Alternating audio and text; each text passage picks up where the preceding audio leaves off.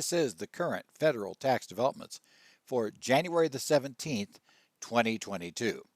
Current federal tax developments are brought to you by Kaplan Financial Education and by your state society of CPAs.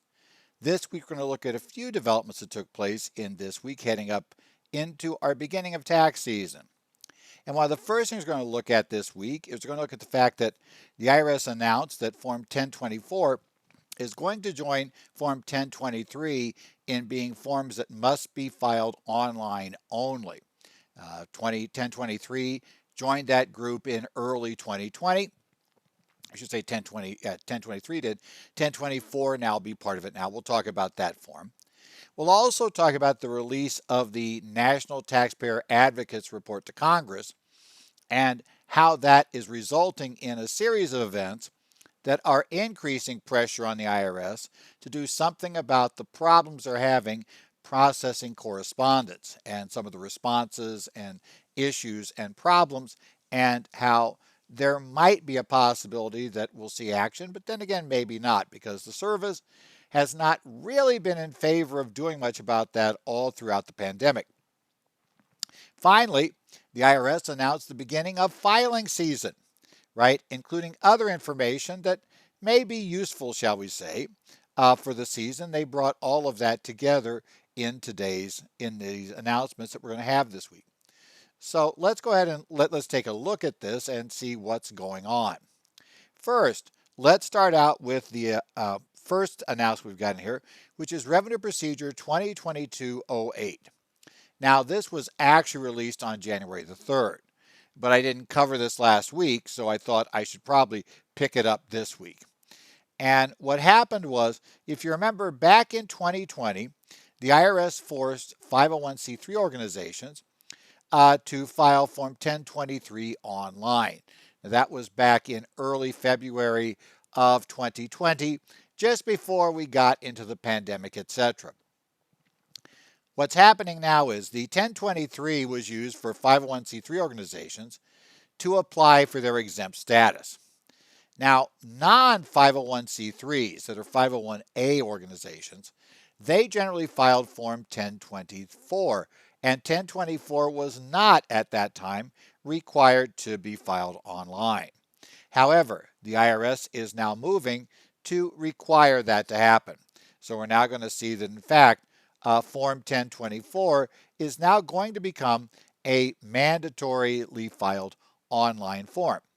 And that's true for any other 501A organizations. That should say, if you're seeing the slide, it says C. That should be A organizations, but also would apply if they want to. 521 organizations have a bit of a choice. Remember, a number of years ago, 521 organizations, they were having to file their own special Form 1028 to recognize their status and also register with the 8718. Now, if they want the formal determination letter, they could file a 1023. If they do, it does have to be done electronically via this mechanism. It will, however, take over for the other forms that could be filed. Okay. Now, couple of things, and again, that's mandatory. They will have to go to www.pay.gov to pay a $600 fee. That was in the IRS news release, announced that that was not changing this year, released at the same time. So you have to pay the fee and basically prepare the return, file it, submit it online. That's a requirement now for these organizations. These tax exempts that are not public charities. That's the group that'll be in here. Now, another interesting change here in this notice, which is really funny, because notice 2022-5 was issued for general letter ruling requests, and it contained the old rules.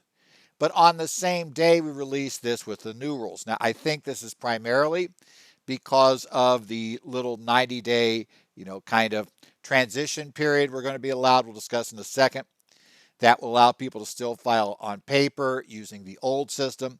So they left it in the notice as the general rule, and then this notice, this revenue procedure, published the same day, literally goes and changes the revenue procedure published on the same day.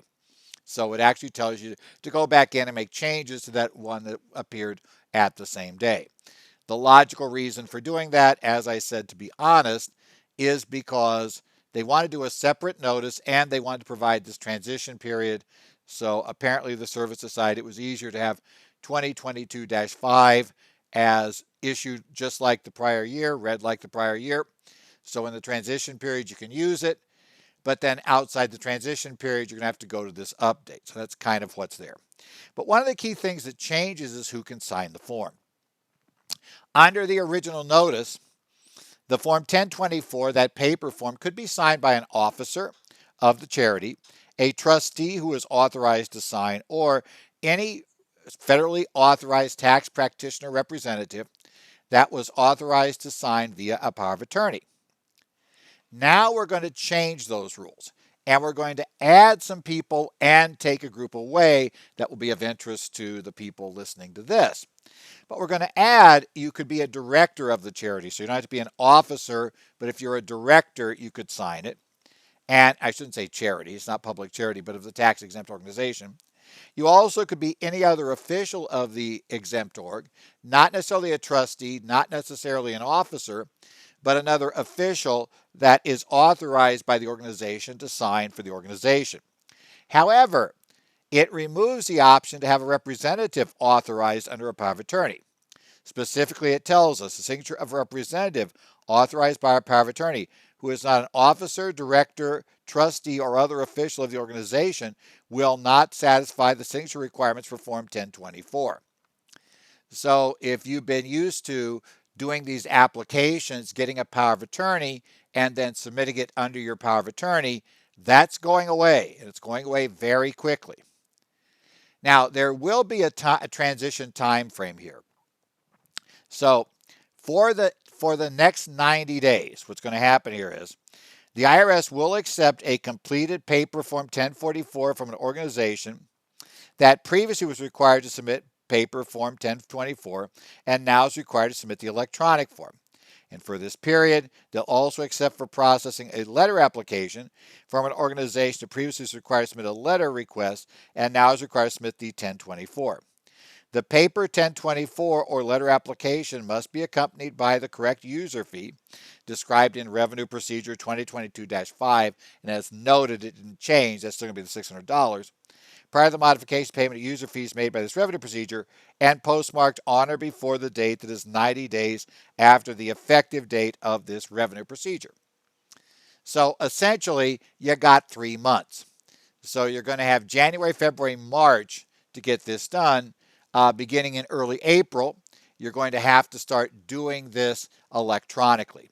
So that is part of the deal. So again, as I said, we have that transition period. We have those issues. These are things you need to kind of keep your eyes on. Now, next up, we have something that's happening that probably you're going to want to be aware of. Maybe it'll lead to something, maybe it won't. But we had this week the National Taxpayer Advocate released her annual report to Congress for 2021. Right? We just completed that calendar year. The Taxpayer Advocate is describing what happened, what went on, and what her recommendations are for the IRS to, for basically what are the issues, what should Congress take care of, what exactly should be done.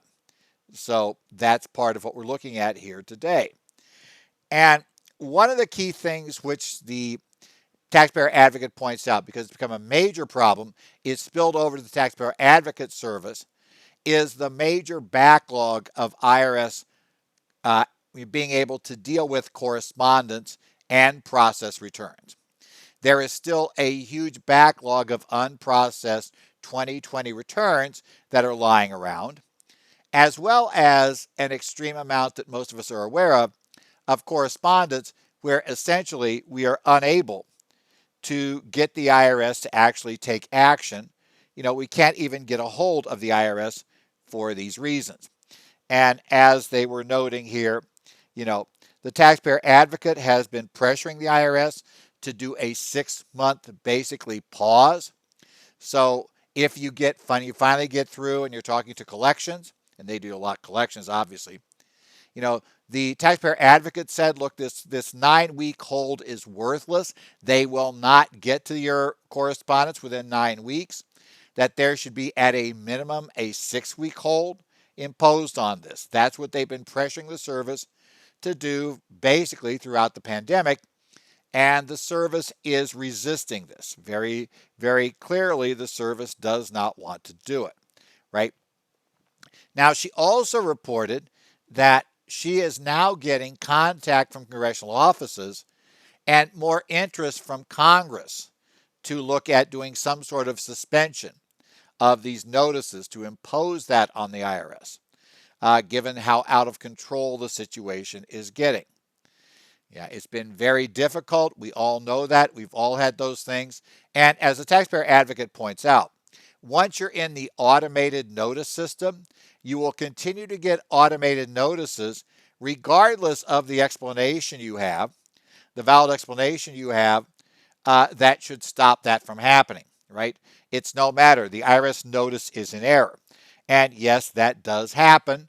IRS notices are in error. Now, I'm certain the commissioner would point out that the vast majority of IRS notices are correct. And that may be true because I'm sure they deal with a lot of very basic problems on self-prepared returns, especially that are just simply wrong. But the problem is with returns prepared, by most of us listening here on this broadcast, we tend to see an awful lot of the notices we see, a much higher percentage, probably than normal, are in error because we're not making generally the type of simple mistakes that a lot of people doing their own return would likely make, and that are picked up by the automated system. And that's the problem, though. If a notice is in error, there is really no way to stop it. The taxpayer advocate points out that a very, very small percentage, I think she reported 3% of phone calls to the IRS to deal with individual tax issues are getting through. 97% time, 97% of the time, it is a failure if you try to get through to the IRS on the phone to resolve. At best, 9% overall of calls are answered, and only 3% dealing with these individual return issues are answered by the IRS.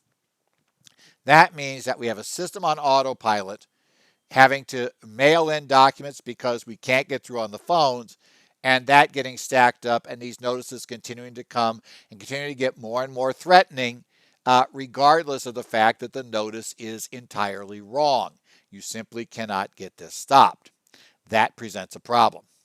Now, this week, shortly after that, on Friday, a number of tax professional organizations, including the AICPA, right, for CPAs, the National Association of Enrolled Agents, and along with them, the other groups involved in this letter, Latino Tax Pro, National Association of Black Accountants, Inc., the National Association of Tax Professionals, the National Conference of CPA Tax Practitioners, the National Society of Accountants, the National Society of Black Certified Public Accountants, Inc., the National Society of Tax Professionals, Pajay Business Services, and Prosperity Now, all of which were part of signing this letter, which is an interesting letter to see if you see the PDF version of it, because all those logos take up a huge chunk at the top of the page. So it's interesting, top of the page. You couldn't really put on the letterhead for any of the organizations, so we had to get them all with their logos up there. I don't know how they decided whose logo went where. I'm certain they just kind of got them on there, and hey, it looks good, we're going. Everybody's on the list. Now, that letter emphasized some of these issues. It basically said, look, we understand that the coronavirus pandemic has given the IRS a situation they've not been in before. And that, in essence, we're seeing a lot of issues here. We have a lot of unprocessed returns, a lot of correspondence not touched. In fact, it was not the taxpayer advocate. It was actually this letter that talks about answering 9% of all calls, and 3% of calls regarding individual income tax return issues are picked up. The letter goes on to state, though we appreciate that the IRS recognizes that it is frustrating for all, including the IRS, that the IRS is unable to deliver the amount of service and enforcement that our taxpayers and tax system deserves and needs. Okay, we've been nice now, comma, let's get a little bit unnice. The service has not taken reasonable actions that would meaningfully reduce unnecessary burdens during this upcoming tax filing season. Now, if you want to know why it gets a little nastier in the letter, you might want to go back to what we talked about in November of 2020 when the commissioner appeared at the AICPA's National Conference on Federal Taxes and shot down entirely the suggestion that the IRS should offer some sort of automatic penalty relief or somehow back off of this automated notice system. The the commissioner very, very directly rejected that idea as being counterproductive and unnecessary and refused to consider it. Shall we say certain AICPA staff and members of committees were somewhat unhappy after that, and it's kind of gone downhill from there. My assumption is that the other professional organizations have found similarly that the basically the commissioner is not willing to listen to this concept or has been unwilling to do so, and top IRS management has been so. Because it's just one of those things where these organizations tend to be nice to the IRS because you're trying to get them to do things, and influence them for things they don't have to do. But I have a feeling the frustration level has gotten very high, shall we say. So while that's not as nasty, you might say, wait, I've been on Twitter. That's not nasty at all. You want to see nasty, go on a Twitter thread somewhere. And I understand that. But this is nasty in the same way you can read court opinions sometimes and realize that the justices are not playing nice with each other, in the way they're writing their opinion. It still is written in, quote, respectful language, but there are just certain things they say that you realize you're not happy with each other. So that's kind of to give this idea with this letter. So here is what they recommend. They say to reduce the need for taxpayers and tax professionals to communicate with the IRS due to the persistent and erroneous notices, Treasury and the IRS should, first, discontinue automated compliance actions until the IRS is prepared to devote the necessary resources for a proper and timely resolution to the matter. This one they actually footnote down and note that the taxpayer advocate has suggested effectively the same thing. And again, I don't know this letter so much for the IRS as it is for Congress, because copies of this went to the tax writing committee. So be aware of that. I have a feeling they are trying to put pressure on. Secondly, align requests for account holds with the time it takes the IRS to process any penalty abatement requests.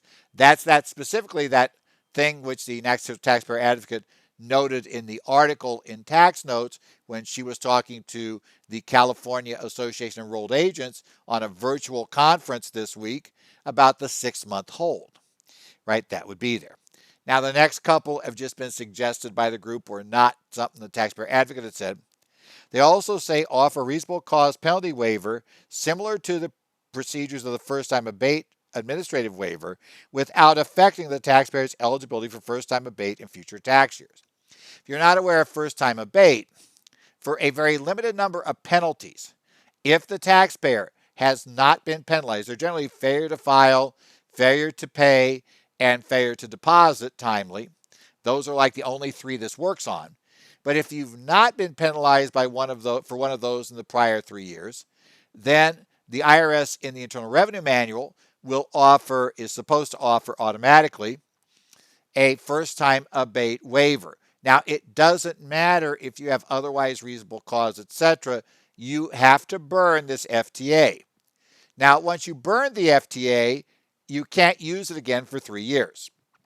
So the concern is, while the commissioner said, well, these people can get out with first-time abate if they're not, if they really are just impacted by the pandemic and they aren't serial late filers, then they can just use first-time abate. They'll get out of their failure to pay penalty and failure to file penalty. So, what are you worried about? This is what they're worried about. And I think it's become especially worrisome now that the pandemic situation has continued on somewhat unpredictably, but has continued on into now 2022. And so there may be situations where taxpayers or their advisors may run into situations where returns are not timely prepared or timely filed, or payments are not made on time because the taxpayer or the advisor happens to be down, with a severe case of, let's say, COVID, something similar, at exactly the wrong time, resulting in returns not being completed or things like that. And if that's happened, as it's happened to some people where they've been, COVID positive twice, it could burn multiple years. So they're saying this COVID thing, a failure to timely file or a failure to timely pay or similar issues due to the pandemic that relate to the pandemic, we should just give everybody a pass on that. If they otherwise qualified for FTA, then they should get an FTA that doesn't count against them during the pandemic, something of that sort.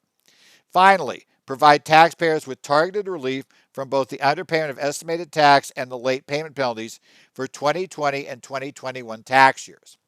That relates to a number of odd issues with the quirky estimates were not extended, but the return was, all the other quirkiness, various other reasons, and the simple problem that if somebody was, you know, was disabled with COVID or had to take care of a relative who may have been hospitalized, etc., um, bottom line, they might not have been able to get their proper amount of tax to pay computed and paid in, so they might have been late.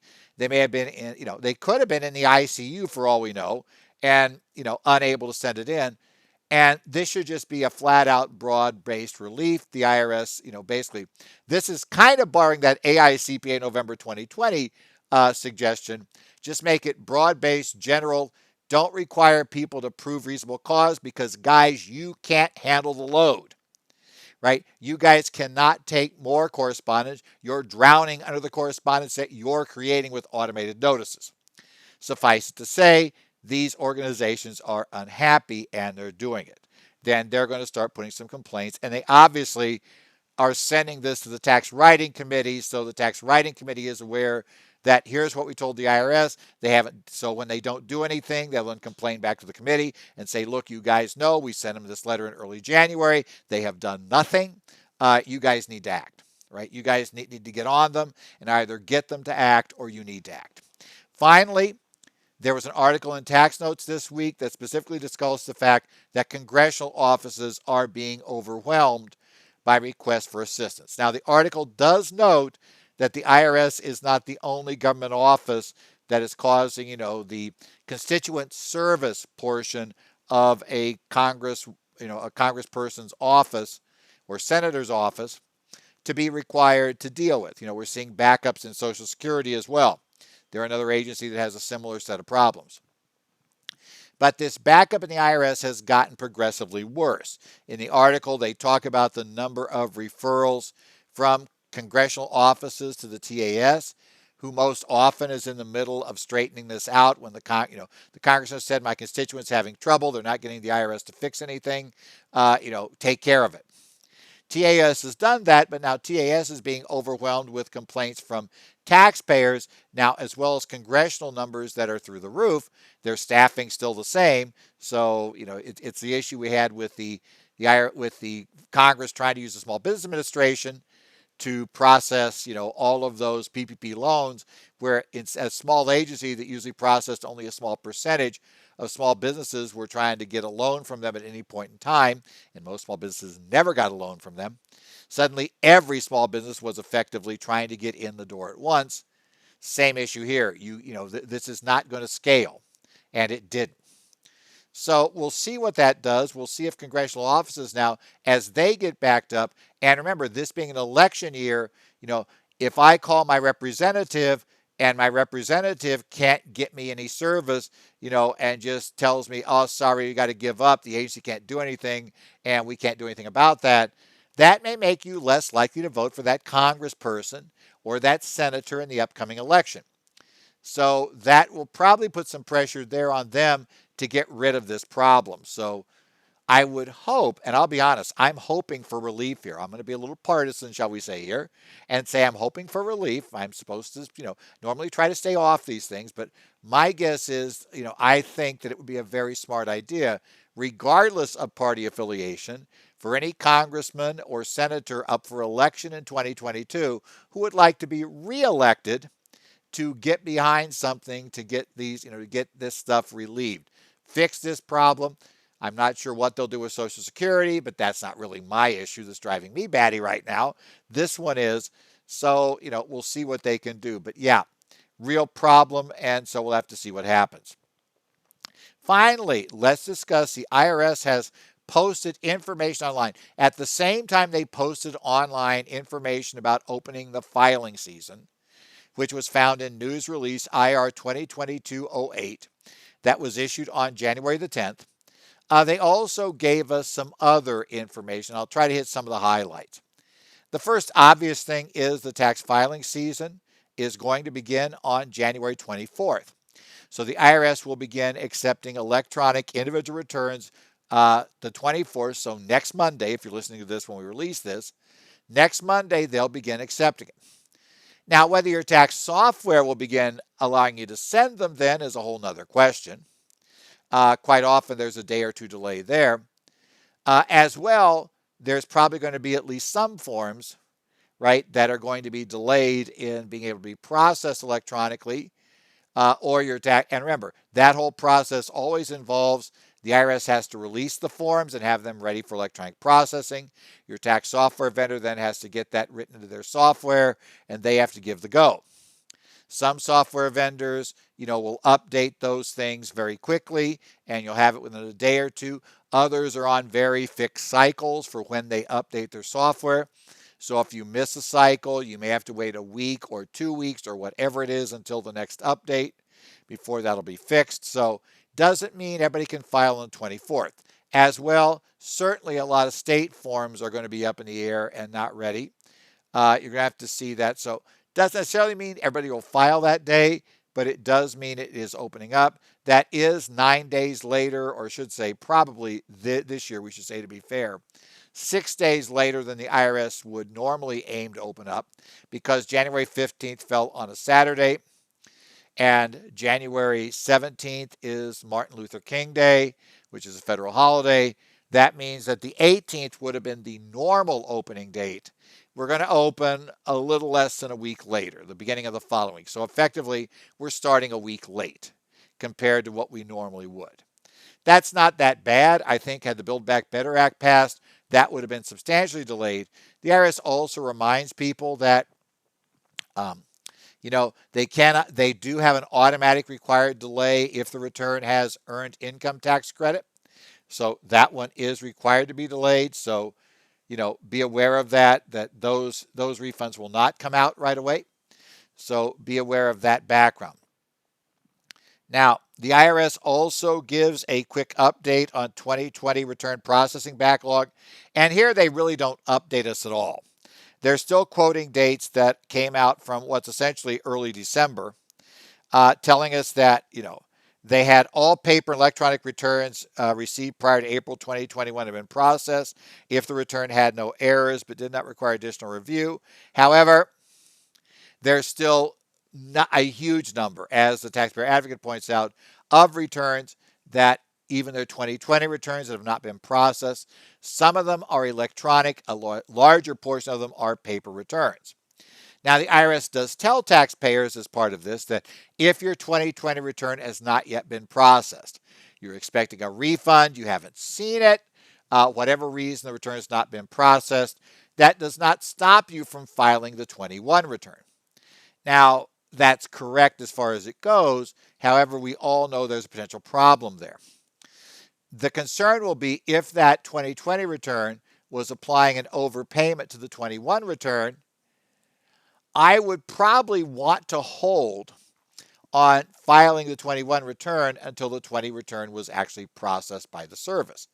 Because I'm betting if you don't and you file ahead and that has not yet posted, the amount of overpayment has not yet posted to the system, that'll almost certainly result in a notice coming saying, hey, your tax return's in error with a correction. Please send us $6,000 or $8,000 or whatever you applied, which will be erroneous correspondence and take us right back through the problem we were discussing earlier in this program, which is where you're in the IRS's whole mess of being stuck in that routing of having an erroneous notice that the IRS is not dealing with yet, but which they continue to send out automated notices that are eventually threatening to levy your client's bank account. So, yeah, kind of open for that, right? Now, the IRS also points out and says they do give us an expected time period to receive refunds. And the first thing they say is, hey, 21 days, you'll get a refund, right? Within 21 days of when you file. Well, a couple of caveats to that, though. First thing is that it's only filing electronically. If your clients, everything you can do this year to get clients to file electronically will be very, very, very appreciated, shall we say. Mostly to you, it will save you a ton of work.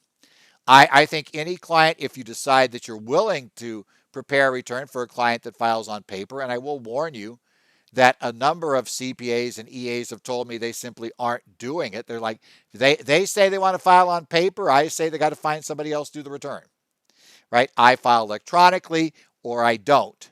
That's just, it's I file electronically or not. But if you are going to file on paper, and basically I'm not really accepting new clients that want to file on paper. I still have some old clients that want to. I think I'm down to just a couple at this point. One of whom, a couple of them got burned by filing on paper in 2020. I should say in 2019, which I told them they probably would, but of course didn't believe that. So they kind of decided to change this year. One recently passed away, I discovered. So, that of course is one way they age out of your system. But yeah, the clients that have filed on paper, which I have very few, but the ones that have had an inordinate number of problems just because the returns aren't processed compared to electronically filed returns. So it's up to you, but realize paper returns are way more of a problem for you. And I'll be blunt, I think those clients have to be willing to pay for that extra work they're adding if they want a paper file. I understand some of them just don't trust things. They don't trust the electronics, all that stuff. It's like, yeah, fine. Look, but you trust some unknown person to see your entire return on paper and be able to read it directly. So you trust that. And you trust it going through the mails, which also is a complicated mess right now. Nevertheless, if they file on paper, I will tell them you'll be lucky to get your refund, within, whatever. If you're getting a refund, you'll just be lucky to get it. And if you're paying, I've seen this happen too. If they're paying, the IRS receives the return, right? They have the payment that, is with the voucher that came with the return. A few months later, a letter comes to the client saying, we have this unapplied credit of exactly equal to what they sent with the voucher. And, and you have not yet filed your 2020 return. And realize you could lose this entirely, if you don't file your 20 return on time because any refund will be given. It's like, okay, send them that letter. Obviously, they got the return because the check was with the voucher in the envelope with the return. The check was obviously cashed. However, doesn't matter to the IRS how absurd it is, the automatic notices still come out in cases where it is clearly in error, and you just can't stop them, right? There's no way to fix that. I can't force them to process the return, as I told the client. Sure, we can send a copy of the return with it signed, what they're requesting, but that's going to go in a stack and not be open for another year. So, what good's that going to do? They already got a signed return. I would say if we send that in, we're obviously going to send it with a letter saying you already have this. You clearly already have it. There's a signed return somewhere because you cashed the check. But that's the nature. So again, paper filing wildly, should I say, is a horridly bad idea. It has caused issues in many ways. It's caused issues with basically even Social Security using the wrong year, right? If you've not yet processed the 20 return and they're figuring out what your Medicare premium should be for 22, they're going to use 19. Now, you might have said, well, 19 was a high year, right? So maybe we did pay extra back in 21, but that was going to go down in 22, and suddenly you get the notice about the extra. And as noted, Social Security is basically as fouled up as the IRS. You really can't just walk in as easily as you used to and get this straightened out. So yeah, continue on mess, because now you got to get somebody at the Social Security to go ahead and read your paper 2020 return and then accept that even though the IRS system still shows you never filed one. There's no way that goes wrong. Yeah, it's just one of those things you get into. So, as I say, kind of a mess. It depends. I will tell clients if you don't file electronically, and I'll be blunt, you don't file electronically and you don't give direct deposit, I make no guarantee whatsoever when you'll see your refund. Maybe it'll be in a few weeks, maybe it'll be longer, who knows? Secondly, even if you do electronically, if there's some discrepancy, like you gave me the wrong advanced child tax credit number, or you gave us the wrong number for the third economic impact payment, well, that could extend it a long time as well. So we need to do that, which takes us on to the third issue that the IRS mentions in this online thing. The IRS talks about the letters they're sending for the advanced child tax credit payments that taxpayers should have received this year, as well as information on the economic impact payment. Now, first thing is clients should have gotten those letters, right? They should have by now the advanced child tax credit letter. I know they were arriving early last week. I know I was hearing about them coming in and becoming available. So they should be there or be there soon. Now, for married couples, it does appear they're being issued as a one to each spouse for the half that was deemed paid to that spouse. First thing is that tells me if they file separately this year, it's not going to matter who got the check. It went in the account and, well, he kept that account or she kept that account, didn't give anything to me. It's irrelevant. You were married to them. You're still responsible for half that payment. You got to go talk to them to get the money. Good luck, which ought to be great fun. But also, so I need both letters and I need the economic impact payment letter. And remember, there could have been two checks, so you can't just rely on their bank accounts. If the client does not have the letter, this notice tells them how to get online and access that. However, it will depend on them being able to clear the ID.me system, it appears, which means if they are, shall we say, technologically challenged, unable to get that done, they say, I can't get it done. I don't know. It's confusing, right? We have that. It's confusing. I don't get it. I don't know what to do. It's like, well, okay, if you're wrong about the amount, right, you swear you didn't get an advanced child tax credit payment, even though as far as I could see you should have, and you swear you didn't get an economic impact payment, even though you should have, right? If you're wrong about that, and your refund may be over a year to come out. Now, you got choices, and I'm likely to get correspondence, which I'm going to probably have to charge you in order to take care of because this correspondence exists because we're having to do this work. Now, you could come in and presuming as COVID runs becomes fun coming in, becomes interesting in some cases, but let's go ahead. We could at least try to help you do it so you get online and get yourself together. We could also try some other things, but to try to get that. If they really do lose the letter and they can't go online, you could try to get a transcript. They can try to get it, but that's going to involve them going through ID.me again, which if they couldn't get through ID.me to get the basic information, transcript probably won't work.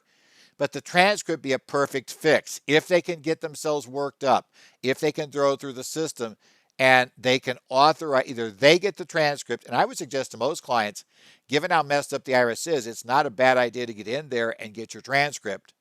So, you can figure out what the IRS is doing. We can figure it out.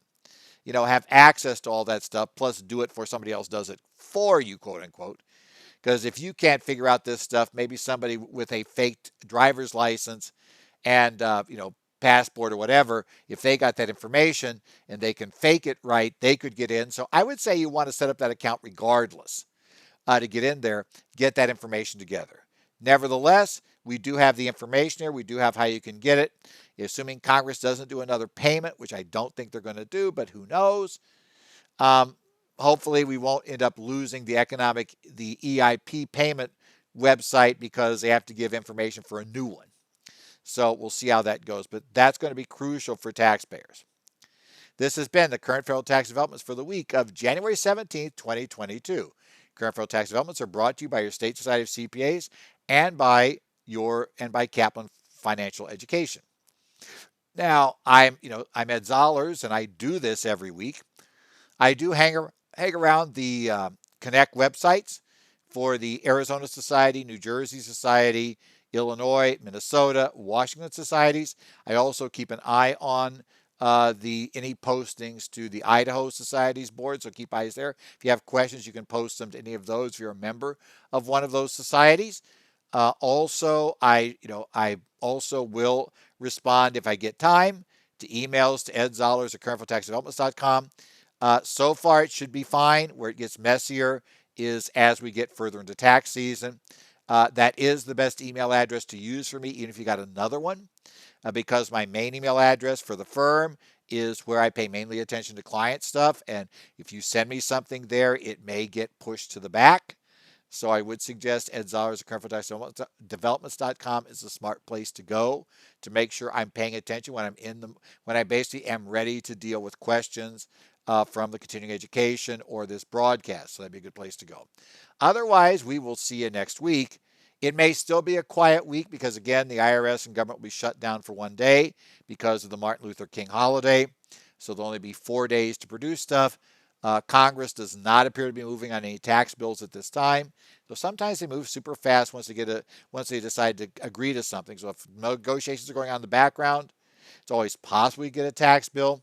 But I think we're now getting far enough into the year that it's becoming very unlikely that the tax bill would make retroactive changes to 21. They're probably going to leave that alone. My guess is they're probably not voting on a tax bill at the very earliest until March, and probably not till after that. And they may even reserve any tax bills at this point, assuming they can't get an agreement on the Democratic side, to extenders and the like that would be dealt with in the lame duck session following November elections. So I don't think we'll have a budge there. But in any event, whatever happens this week, we will see you next week for current federal tax developments.